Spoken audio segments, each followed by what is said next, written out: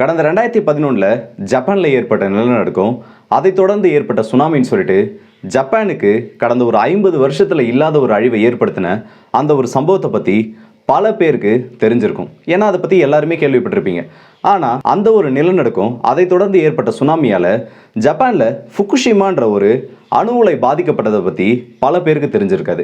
அப்படியே தெரிஞ்சிருந்தாலும் அது பாதிக்கப்பட்டுச்சுன்னு சொல்லி அந்த ஒரு தகவல் மட்டும் தான் தெரிஞ்சிருக்கும். அதுக்கப்புறம் அந்த அணு உலைக்கு என்னாச்சு, இன்னைய வரைக்கும் அந்த அணு உலையில சுத்திகரிப்புக்காக பயன்படுத்தப்பட்ட தண்ணியில கதிரியக்க தன்மை அதிகமாக இருக்கிறதுனால அதில் கடலில் கொண்டு போய் டிஸ்சார்ஜ் பண்ணுறப்போ அதனால பல சிக்கல்கள், மீனவ மக்களோட வாழ்க்கை பாதிக்கப்படுறது. ஜப்பான் என்ற ஒரு நாட்டால் கனடா, அமெரிக்கா, சைனா, சவுத் கொரியான்னு சொல்லிட்டு பல நாடுகளுக்கு ரேடியோ ஆக்டிவ் ஆபத்து இருக்குன்றது உருவாகி இருக்குன்னு எத்தனை பேருக்கு தெரியும்? இதை பற்றி தான் இந்த வீடியோ டீட்டெயிலாக பார்க்க போகிறோம். ஸோ வாங்க வீடியோக்குள்ளே போயிடலாம். நான் உங்கள் ஆர்கே, தமிழ் கிருஷ்ணன் வழங்கும் டிபி ட்ரெண்டிங்.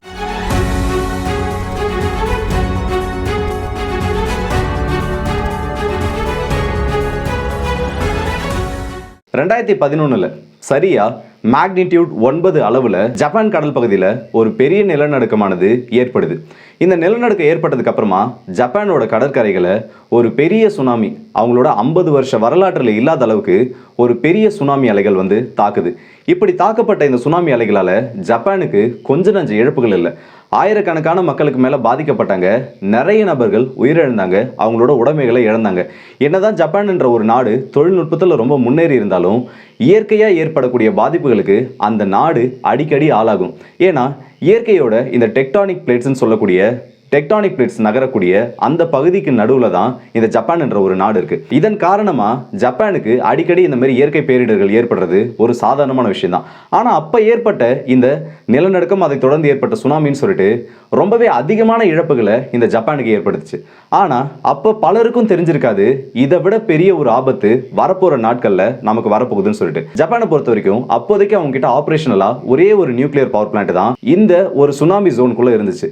அந்த நியூக்ளியர் பவர் பிளான்ட்டோட பேரு ஃபுகுஷிமா என்பிபி நியூக்ளியர் பவர் பிளான்ட்னு சொல்லுவாங்க. ஜப்பானுக்கு ஒரு 1000 மெகாவாட்டுக்கு மேல எலக்ட்ரிசிட்டியை ப்ரொடியூஸ் பண்றதுல உதவி பண்ணிட்டு இருந்த ஒரு முக்கியமான அணு ஆற்றல் மின் நிலையம்னு அதை சொல்லலாம். இப்படி இந்த அளவுக்கு முக்கியமா இருந்த இந்த நியூக்ளியர் பவர் பிளான்ட் ஆனது எதிர்காலத்துல அவங்களுக்கே ஒரு பெரிய அழிவை ஏற்படுத்த போதுன்றது அப்போ அங்க இருக்க மக்களுக்கு தெரியல. சரியா இந்த நிலநடுக்கம் மற்றும் சுனாமி ஏற்பட்டதுக்கு அப்புறமா அந்த நியூக்ளியர் ரியாக்டர் ஆனது ரொம்பவே கடுமையான சேதத்துக்கு உள்ளாகுது. இப்படி கடுமையான சேதத்துக்கு உள்ளானதுக்கு அப்புறம் அந்த நியூக்ளியர் ரியாக்டரை ஷட் டவுன் பண்ண முடியல. ஏன்னு கேட்டிங்கன்னா, ஒரு நியூக்ளியர் ரியாக்டரை ஷட் டவுன் பண்ணனா அது ஒரு பெரிய ப்ராசஸ். சாதாரணமாக எடுத்தம் கவுத்தம் சொல்லிட்டு அதில் எதுவும் பண்ணிட முடியாது. அது கம்ப்ளீட்டாக ஆப்ரேஷனபிளாக இருந்தால் தான் அதை ஷட் டவுன்ன்ற ஒரு ப்ராசஸ்க்கு கொண்டு போக முடியும். ஆனால் இந்த நிலைமையில் என்ன ஆயிடுச்சுன்னா, இது டேமேஜ் பண்ணப்பட்டதுனால அது இயங்க வைக்க முடியாமல் ஒரு பார்ஷியல் ஷட் டவுன்ன்ற ஒரு கண்டிஷனுக்கு அந்த நியூக்ளியர் ரியாக்டர் ஆனது போயிடுச்சு. இந்த நியூக்ளியர் ரியாக்டரை கூல் பண்ணுறதுக்கு ஒரு நாளைக்கு லட்சக்கணக்கான லிட்டர் கடல் தண்ணீரானது தேவைப்படும்.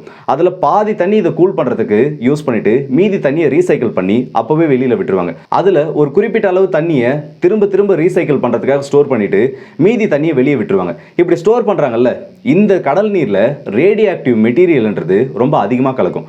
அதிகமாக ஆல்ஃபா அண்ட் காமா பார்ட்டிகல்ஸோட இன்னும் ரொம்ப முக்கியமான பொருட்கள் இதில் கலக்கும். இது எல்லாத்தையும் ரீட்ரீட்மெண்ட் ப்ராசஸ்னு சொல்லுவாங்க. அதை சுத்திகரிப்பு பண்ணுறது மூலிமா பெரும்பான்மையான ரேடியோ ஆக்டிவ் மெட்டீரியல்ஸை இதிலிருந்து பிரித்து எடுக்க முடியும். 2 பொருளை தவிர, ஒன்று ட்ரிட்டியம், இன்னொன்று கார்பன் 14.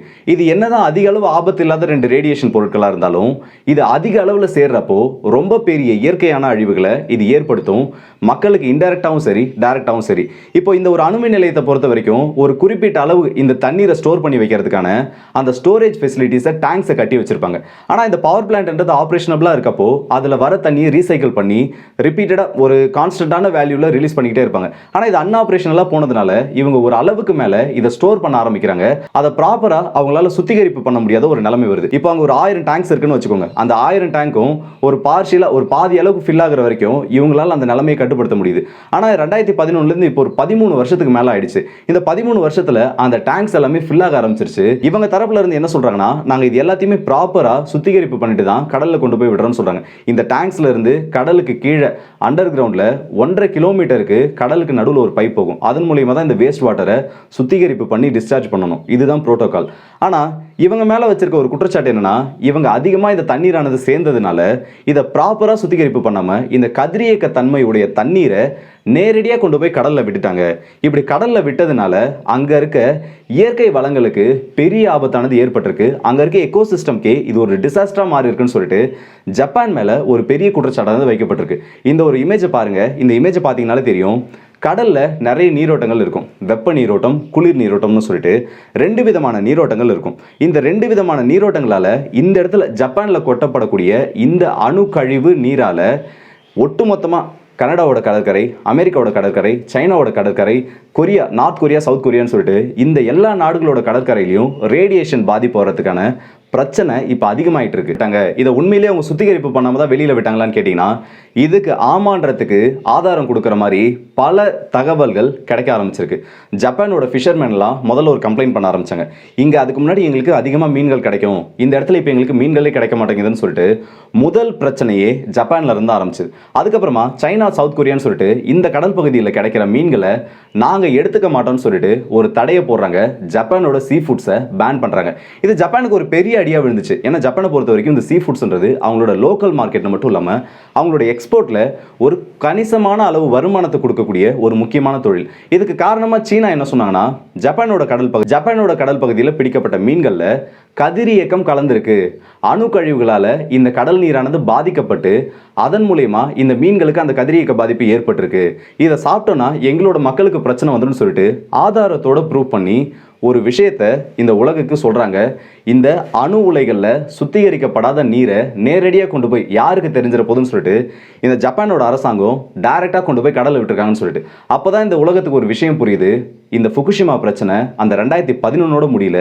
அதுக்கப்புறமா இந்த ஜப்பான் அரசாங்கம் பண்ண ஒரு சின்ன தப்பால், சரியான ஒரு திட்டமிடுதல் இல்லாத பண்ண ஒரு பிரச்சனையினால இந்த அளவுக்கு ஒரு பெரிய பிரச்சனையாக அது மாறிட்டு இருக்குன்னு சொல்லிட்டு இதை சரி பண்ணவே முடியாதா, இதை சரி பண்ணுறதுக்கான வாய்ப்பே இல்லையான்னு கேட்டிங்கன்னா, இப்போதைக்கு 2 வழி தான் இருக்குது. இதை வந்து உடனே பெருசாக ஒரு சுத்திகரிப்பு பண்ணி எடுத்ததும் அந்த 1000 டேங்க்ஸையும், ஒரு உதாரணத்துக்கு சொல்கிறேன், அந்த 1000 டேங்க்ஸில் இருக்க நீரையும் இவங்களால கடலில் டிஸ்சார்ஜ் பண்ண முடியாது. ஆல்ரெடி ஒழுங்காக சுத்திகரிப்பு பண்ணாமல் பண்ணதுனால தான் இந்த அளவுக்கு பிரச்சனை அதிகமாயிட்டு இருக்கு. இப்போ இன்னும் அதிகமான டேங்க்ஸை கட்டி அதில் அந்த வாட்டரை ஸ்டோர் பண்ணி, அந்த கூலிங் வாட்டரை ஸ்டோர் பண்ணி அதுக்கப்புறமா அதை ப்ராப்பராக டிஸ்சார்ஜ் பண்ணால் மட்டும்தான் இந்த பிரச்சனையானது முடியும். இதுக்கு நடுவில் அந்த பவர் பிளான்ட்டை ஒட்டுமொத்தமாக ஷட் டவுன் பண்ணுறதுக்கு, இதுக்கப்புறம் அதை நாட்டை விட்டு எடுக்கிறதுக்கு என்ன வழின்னு இந்த அரசாங்கம் பார்த்துட்டு இருக்காங்க.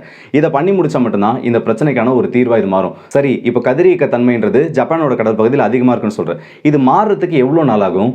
இது இன்னும் அதிக பாதிப்புகளை ஏற்படுத்துமான்னு கேட்டிங்கன்னா, இப்போது நான் சொன்னேன்ல அந்த 2 எலமெண்ட்ஸ் ட்ரிட்டியம் அண்ட் கார்பன்-14, இது எல்லாமே வந்து கடல் நீர் அதிகமாக கான்சன்ட்ரேஷன் இல்லாத இடங்களில் இதோட பவர்ன்றது குறைஞ்சிரும். அதிகமாக கடல் நீரை சேர்த்து இது கூட டைல்யூட் பண்ணுறப்போ இதோட ரேடியோ ஆக்டிவ் எமிஷனுங்கிறது ரொம்பவே குறைய ஆரம்பிச்சிடும்.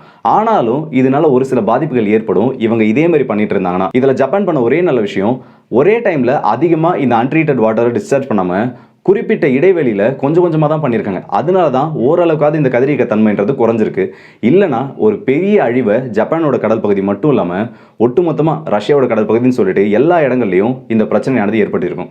ஒரே ஒரு நிலநடுக்கம், ஒரே ஒரு சுனாமி தான் ஒரு அணு உலையை எந்த அளவுக்கு டேமேஜ் பண்ணி எந்த அளவுக்கு பாதிப்புகளை அங்கே இருக்க மக்களுக்கு ஏற்படுத்துன்றதை கெர்னோபிலுக்கு அப்புறமா இப்போதைக்கு இந்த ஃபுகுஷிமா ஒரு லிவிங் எக்ஸாம்பிளாக இருந்துட்டு இருக்கு.